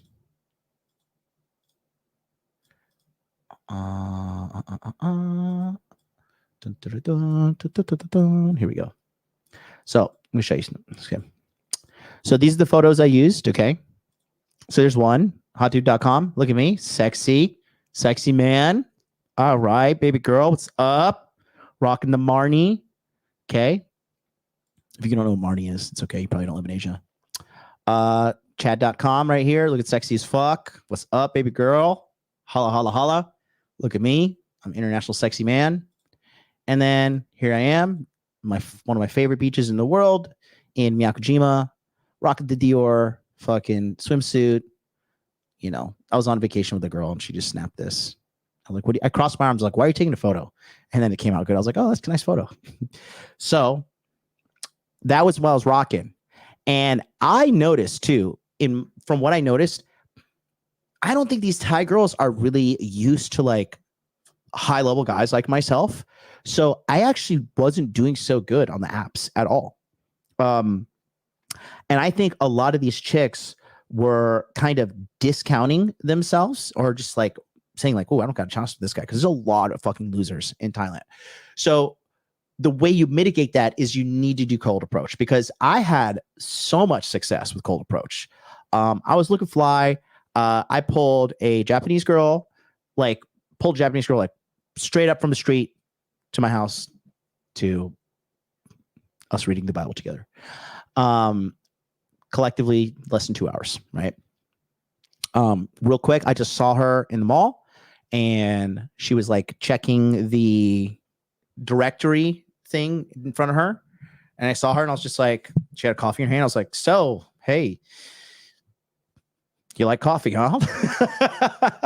But part of the deal with cold approach is like, if you look good, you have good fashion, you have a good aura about yourself, you don't look like a fucking weirdo, that's half the battle, right? And she actually closed me. She was like, yeah. She's like, actually, it's downstairs. She's like, why don't we go find it? I was like, God damn. Oh my God, like, this is fucking lit. So we go down there. We find it. We sit down. We chit chat a little bit. And then I'm like, well, what are you doing today? She's like, oh, nothing. I was like, okay, cool. Sounds good to me. And I was just like, well, I'm going to go to my pool. Hang out? She was like, I'm leaving at, yada, yada, yada time. And she's like, and I want to go to this beer place. I was like, oh, that's right by my place. I was like, let's go to the pool for a little bit. And then, let's hang out. So we went back to my place. I went to the bathroom and I changed because I was like, every time you go out in Thailand, forget it. You're going to be covered in sweat. Right. So, I went and I fucking changed my clothes, and she had like these like cute like Korean style glasses on. When I came back to the couch, like she had her glasses off and her hair was fixed. I was like, okay, I know what's gonna happen next. So I sat next to her and it was a good time. I just made my move. I was like, hey baby. Actually linked up with her again this week in Tokyo too. She came over the night I came back, which was Monday. She's a sweetheart. She's a cute girl. There's that. So if you're like a real high level G and you look good and you like talk good and like for me, actually, so my first night, cause I'm used to stunting on these Tokyo bitches, right? So, the first night I went out, I was like fucking decked out. I had my new Fendi shirt. I had like, fucking my gold bracelet, my watch on, my teeth are white and perfect. I was looking fresh. I was wearing some nice Valentino shoes too. So I was looking the part, and, yeah, these girls, like, they just get intimidated. a lot of guys, I noticed too, like a lot of average looking guys get a lot of play in Thailand too. I had some good success with like mad hot bitches too. There was a lot of cold DMing on Instagram. So I would see their profile on Bumble and I'd be like, hey, I saw you on Bumble. I'm going to shoot my shot, yada, yada, yada. But the most fire good looking girl I met was in a club. Oh, she was so beautiful. This chick, I'm not going to pull her up because she is so fine. She's light skinned. She is a hard worker. She owns her own nail salon and she doesn't speak a drop of English, but it's like she checks my stories and clicks like every day. And she's like, when are you coming back to Thailand? When are you coming back to Thailand? I was like, soon, baby, soon. Probably not for a while though, because I got to work till the end of the year. So that's the woman side of things. Any questions, comments? Let me know. Okay. If you want to send a super chat, get a question in, let me know because we're rock and rolling. Guys, smash the like button as well, por favor. Ahora mismo. Don't be a maricon. All right. Smash the like button. So we got the food, we got the women, we got the money. Let's talk about the training. Okay. So training in Thailand is fucking awesome. Okay. So in Thailand, okay. Now, this is not medical advice or whatever the case may be. Oh, sorry. One more thing. Let me show you this real quick. So this is a side note. If you play your cards right, you could do a lot of fucking really cool. You could do a lot of fucking really cool tourism shit and get some fire fucking social media content. So I'll take a quick look here. Take a look at this. This is never debuted yet. That was me with a cub lion. Terrifying, quite frankly. If you hear him, he's scratching the floor and hitting the floor with a stick to distract the lion to look forward from turning around and killing me. So this is really cool. Take a look here.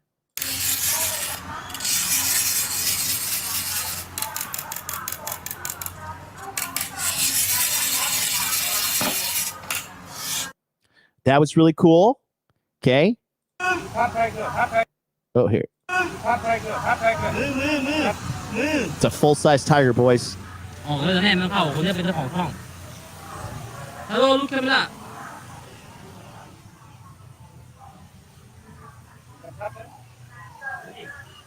Hello, Maxie. Look at me.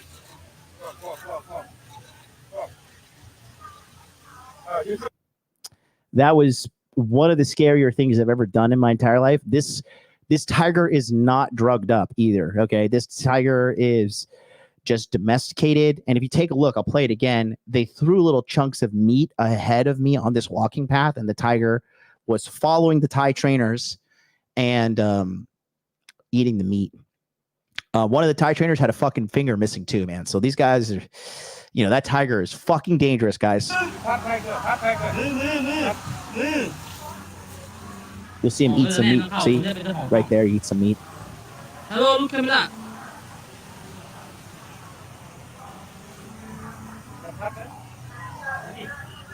Hello, Maxie.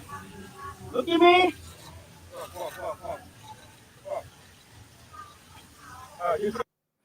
So that's that. And then let's go to the next one.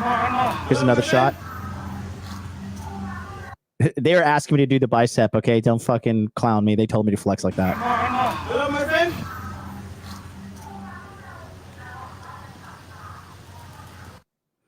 Shit was terrifying, bro. And then this was cool. Got to see the giraffe.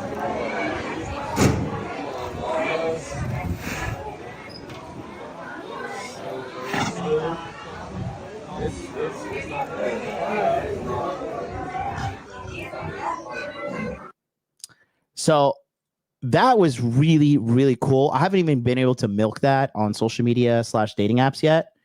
But I'll show you some of the data behind the scenes. So I did some testing on this, right? So this is my photo feeler account. So take a look here. This is the tiger photo, right? And the data is here. So 6 women said I was unattractive. 17 women said I was somewhat attractive. 13 women said, yes, I was definitely attractive. And 4 women said, I am very attractive. Okay. The notes here, I mean, this is funny. This is a great one here. Okay, the tiger is hot. Love the smile. Love everything about it. Great background. Of course, this is probably some white miserable bitch voting for Kamala Harris. I don't like how unethical this photo is. Shut up, bitch. Okay, do me a favor and shut up, bitch. Your dad don't love you. That's why you're such a miserable whore. Anyways, let's go to the next one. This is a good one. This came out in 8.7 out of 10. So pretty nice. Top 20%. The data is clear. Here, 4 women said, no, this man is unattractive.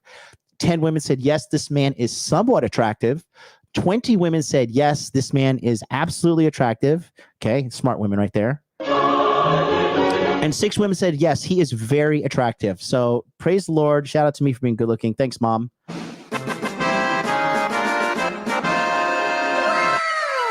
All right. And then C, and of course, this is some white bitch. They drug those animals to make them safe to handle. Some might see this picture and not be happy about it. Yeah, tell that to the fucking tiger trainer missing his fucking fingers. Okay? Shut up, bitch. Please. Shut up, bitch. Nobody likes you. Okay? Anyways, I'm attractive. So there's that. Is there any more? No. This is a training photo of me. This is pretty cool. I like this one. I don't care what bitch says about this. I look badass in this fucking photo. So yeah. Okay. It was lit. It was super lit. A lot of good social media content you can do when you're out there. So fitness. Let's talk about fitness. Okay. So if you're smart and you track your calories and you're a disciplined individual, you can get a nice place, $1,400 a month, to live inside of a condominium that has a gym downstairs. So you can wake your ass up like I do. I wake up and I immediately go do cardio in the morning. Okay. First thing, take my pre-workout, get all fucking cracked out and coked out on fucking pre-workout. And then I go walk and I listen to K-pop. So you start off your morning right, getting your metabolism going. Don't eat anything. Go do it on a fasted, empty stomach. And then if you plan out your macros, you buy food scale and you just order food from Grab. I mean, you're literally knocking out, like, worst case scenario, legitimately worst case scenario, you're paying $30 a day for food. And that's like you're ordering out shit. Okay. Now, with Thai women and Thai cleaning services, you can have a maid come to your house, clean, meal prep, and do your laundry. And this woman is going to cost you, if you're breaking the bank, I'm talking smashing the bank and getting extorted, you're paying $300 a month. On average, $180, $150 a month. You have a fucking awesome, hardworking Thai woman. You're going to have to vet and go through them. And then there's services too, right? You can go to Seekster. There's a bunch of Thai services where you can order, like, just push a button and have a cleaner come. But if you have a good relationship with your cleaning lady, like I do, I love my cleaning lady. My dog is with my cleaning lady right now. I trust this woman with all my heart. My cleaning lady is from Vietnam. I love her. I love her so much. That woman is amazing. Remember my Iron Man suit that I was an $8,000 suit that I did for the whole Halloween stream party that I did a while ago. And I just gave it to her because it was just like taking up space. I was like, here, give it to your son in Vietnam. And she was just like, she was elated. She was just like, I can't believe you're going to give this to me. Because she offered me, she's like, can I buy that from you? I was like, oh, sure. How much you got? She's like, I have $150. I was like, how about I just give it to you for free? She's like, what? And then she knows I like coconut water. And so she brought me like a whole fucking big case of fucking coconuts. She's amazing. I love her so much. But with her, she cooks, she cleans, and she does my laundry.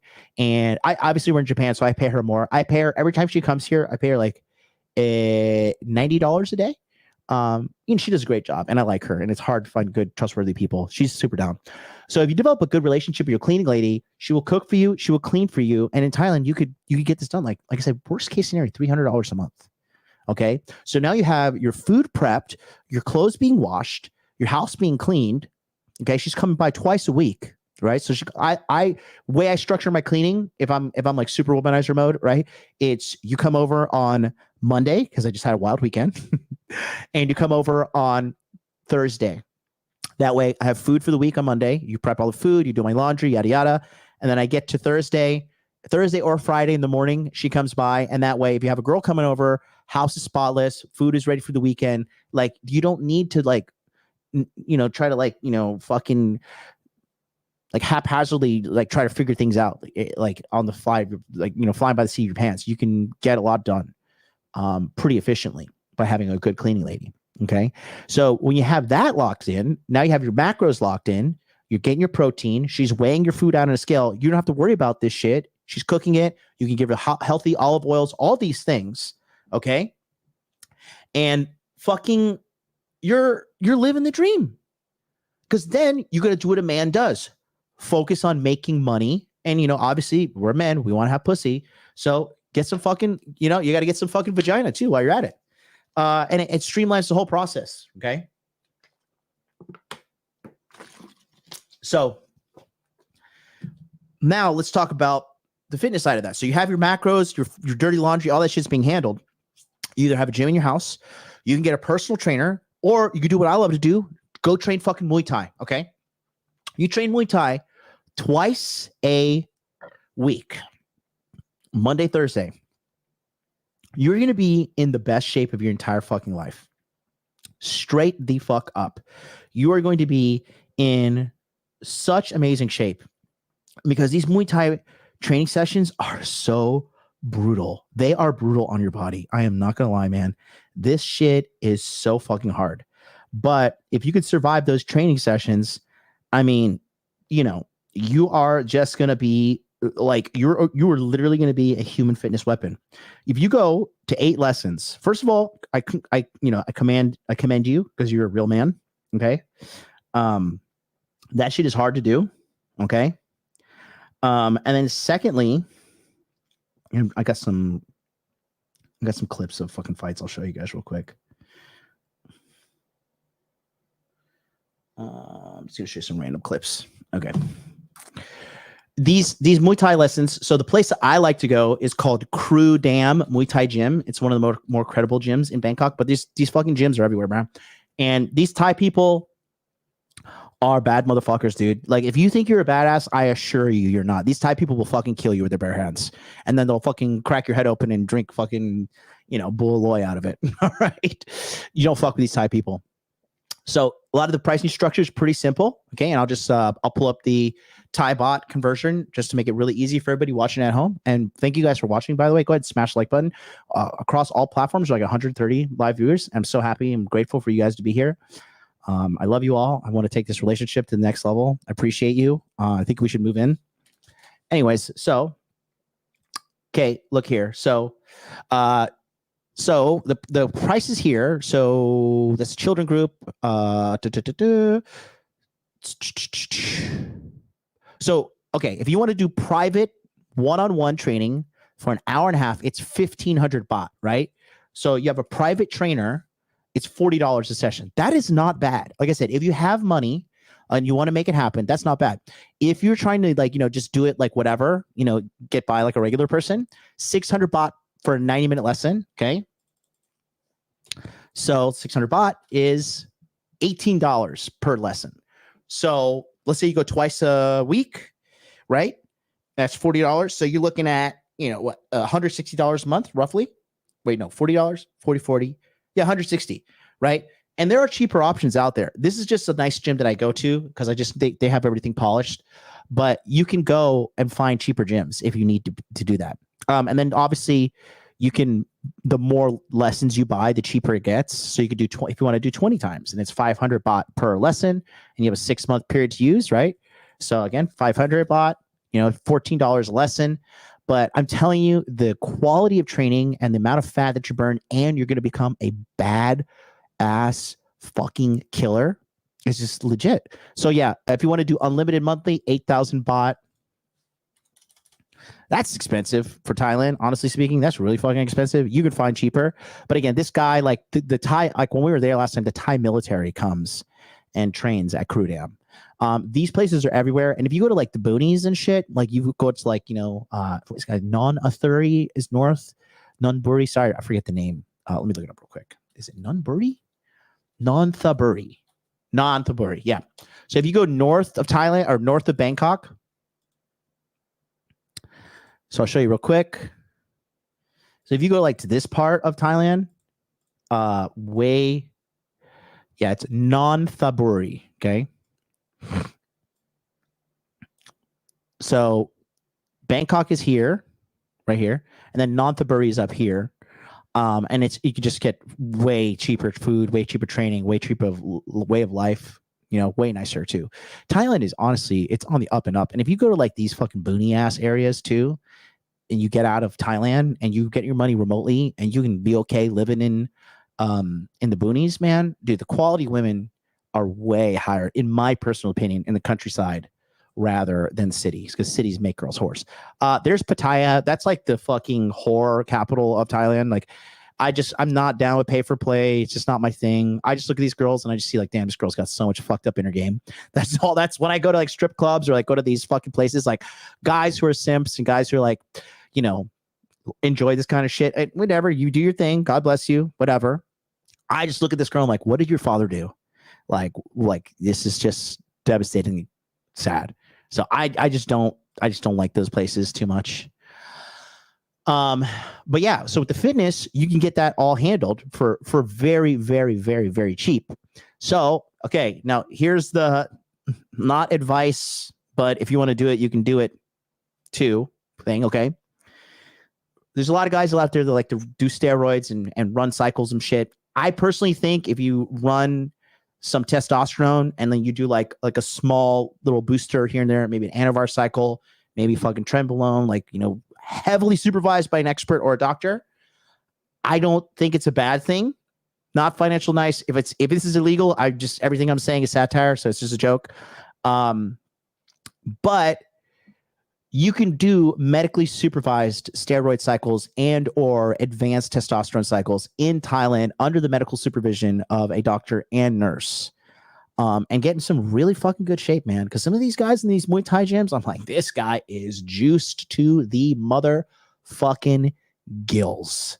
This guy is roided out his brain. This guy shits pectorals, right? So, okay. But there's just so much legitimate options out there for you to get jacked. Like I said, meal service, fucking meal prep services, healthy food, access to legitimate testosterone and steroids if you choose to do that, whatever your case may be, right? It's totally doable out there. And I believe, I'm pretty sure it's legal. I know steroids legal in Japan. Are steroids legal in Thailand?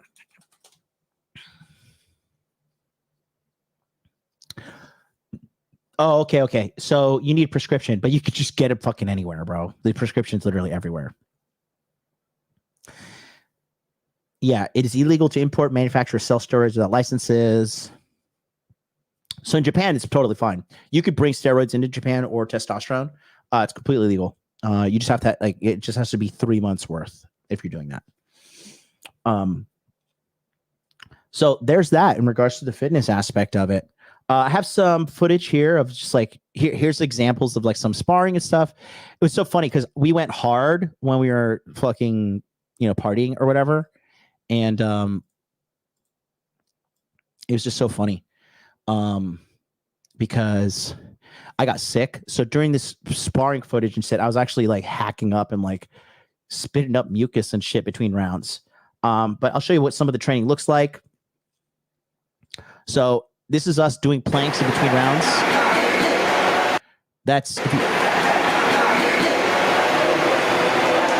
So Louis G in the chat, that's him right here on the left-hand side. And for you guys in the Masculine Empowerment Network, that's Matthew right there. He's with us. Oops. Obviously, that's me. This is so fucking gay. Why does this click away? I want to click on the screen to fucking pause. Who the fuck designed this shit? Fucking fag.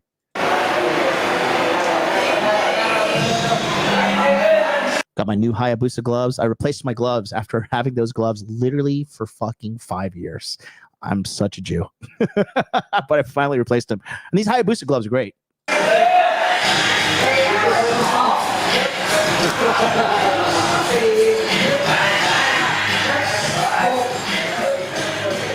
my God, that's not Lewis. That's Savon. I'm so racist. My bad. Lewis was behind the camera. I'm so dumb.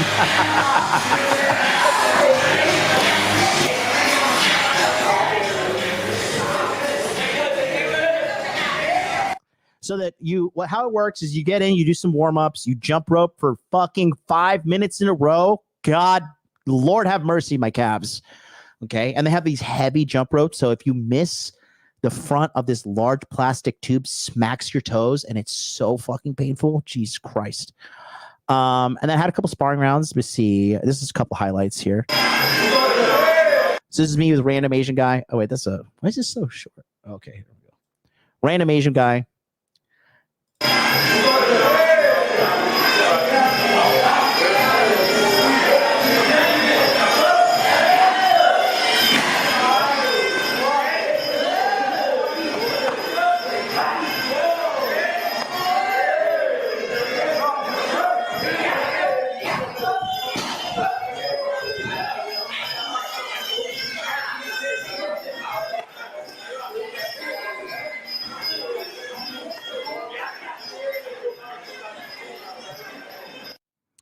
So that's one. That music you hear in the background is typical. That's like traditional Thai sparring music.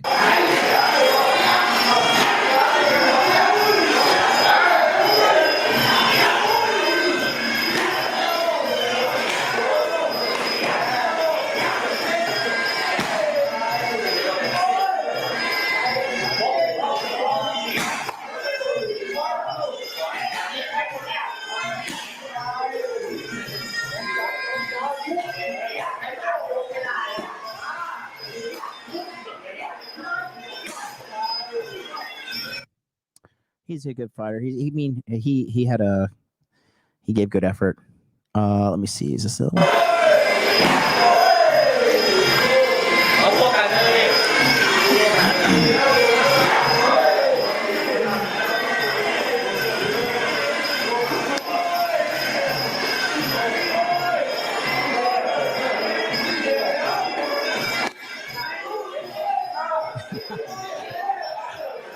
I clocked him a little too hard there. I felt bad. I didn't think that was going to land as cleanly as it did, but I hit him with because I knew he was getting close to me and he had his hands too high. I was like, okay, I'm going to hit him in the body with the right straight and then hit him with the left hook. And I thought at that point, if you watch the other things, you can see I constantly hit him with the left hook. He doesn't keep his right hand high enough. So, just kept on peppering him with that until you kind of realize, hey, you got to keep your hands up.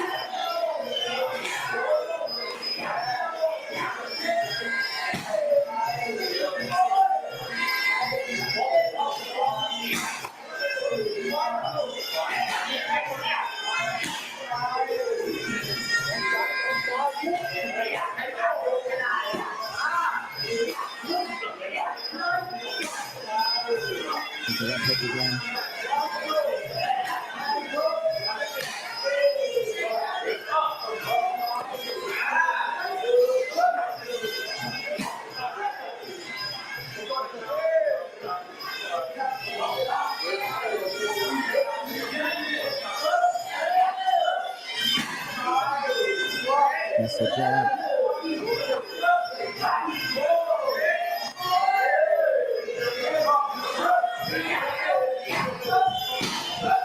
Got me good guy. Left hook again. Left hook again. Right hand. So that's kind of what it looks like. You spar strangers. It's cool. I like that guy. He's a good guy. I think he was Japanese American. So like I said, you could go out there and you could really get some fucking good training and have a good time. It's really just it's legitimate. It's a really good time. So then let's talk about the last part here.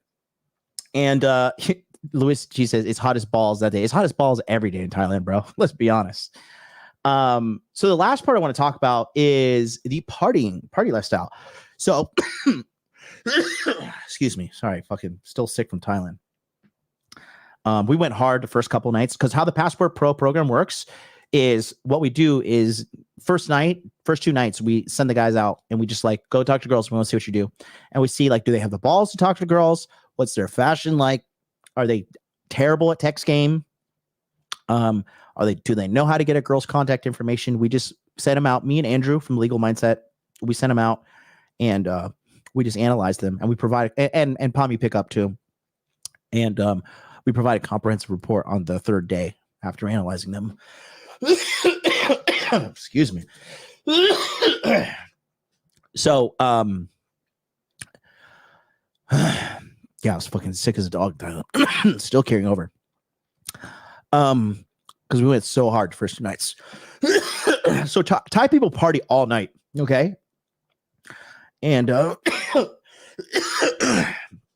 1 second. Talking a lot. I've been going 2 hours. Oh. Excuse me. Anyways, so when it comes to Thai partying and Thai fucking raging, whatever, Thai people love to get down, bro. Thai people love to party. Clubs are open till like 5, 6 a.m. and some of these clubs are open like until late as hell. A lot of people go to Thailand just to get down, right? So you're gonna find girls that are DTF there. You do gotta watch out for Ladyboys. When these fucking Ladyboy bitches stole my fucking Louis Vuitton sunglasses when I was in Thailand. That was really gay. But I bought another pair because I'm rich. Fuck that bitch. You got to be careful to not get like finessed, and because there are like gangs of Ladyboys that like like prey on fucking dudes. That this is like a common thing. It happens in Philippines a lot too.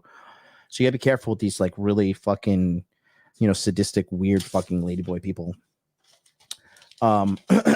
So that being said, you could party all night. I think they stopped selling alcohol in Thailand till 2. So if you have alcohol at your house, that's like a real, game changer. You could be like, hey, like the club's done, but like, why don't we go party at my place, right? And then they're just like mad down, mad down, right? So you can just invite them back. And you just got to know how to pull too. Like I pulled from the club, I pulled from the street. I pulled this fucking Thai girl who looked good. No one was talking to her in the club. And then like when I brought her back, she like started telling me, she's like, I'm a single mom with 4 kids and I drive for Grab. And this bitch stole my fucking Kenzo shirt. So don't let these bitches borrow any fucking clothes of yours. Bitch took my Kenzo shirt. Fucking whore. I like that Kenzo shirt too. It's my black Kenzo shirt. But anyways, yeah, the partying is fun. I recommend going to, if you want to get really down, you can go to Khao San Road. That's where I met that fucking beauty queen. That girl's so beautiful. And nobody had the balls to talk to this girl. Everybody's so fucking, men are just such pussies these days, bro. Nobody was talking to this girl. This chick is legitimately like a 9 out of 10. She was light skinned. She had beautiful smile, big fucking like full real size titties. Her friend was stupid hot too. I just walked up to her and I was like, yo, what's up, baby? And now she like messages me on shit on fucking, she was with her friend, so I couldn't pull her that night. I think if I stayed all night, I could have pulled her, but I was like, I want her to go to all these different bars. Partying is a good time. You can get lost in the sauce, so be careful. There's rager places like Route 66, which is like a club up to like 5 a.m. And then there's all the clubs up to like 6 a.m. Hotter clubs are like Baccarat, Rabbit in the Hole. There's just a lot of good opportunities. You can go super cheap or you can go baller, where places are like, $15 a cocktail. I personally am very bullish on Bangkok. I'm actually looking at some property to buy in Bangkok because a couple things, you can see the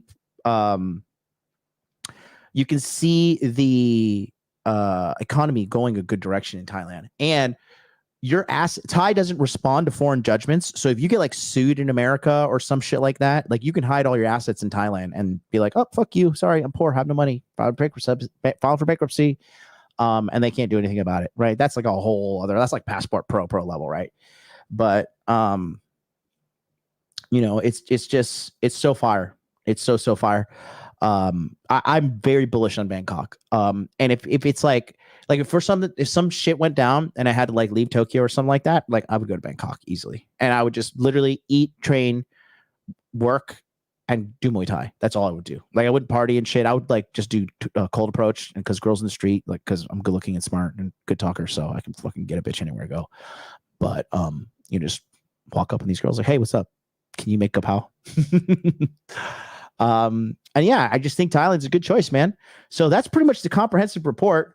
Appreciate everybody here for watching. I'll be back next week because I'm going on vacation. So next week, regular programming is going to start on Tuesday. That's what we're shooting for. So I love you guys. Thanks for everybody. I appreciate the 2-hour-long live stream with you guys here. And yeah, we're rocking hard at we got up to 150 live viewers. Appreciate you all for being here. And I'll catch you guys next time. Go to Bangkok. Hit me up if you've got any questions. Peace out.